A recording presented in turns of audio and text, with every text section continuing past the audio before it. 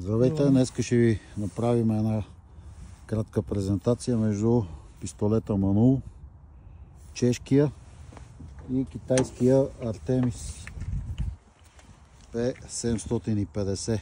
Ще ги видим двата пистолета, какви скорости ще покажат. Този е зареден с GSB 0.87, а това е GSB 1.17. Ето ги GSB 1.17 за Манул. И ще видим китайца какви скорости ще покаже. Първо ще пробваме Манула. Да видиме. Той май трябва го зареда. Зареден, не? Среден. 163.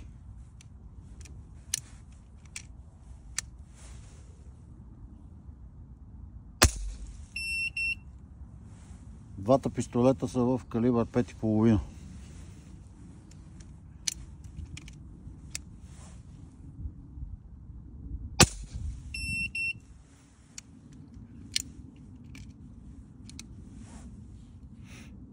Това малко по-отсечено звук вади.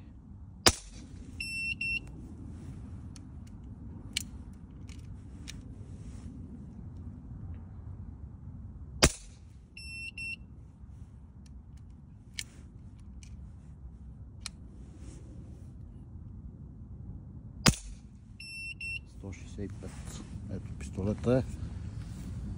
В момента е на 200 бара.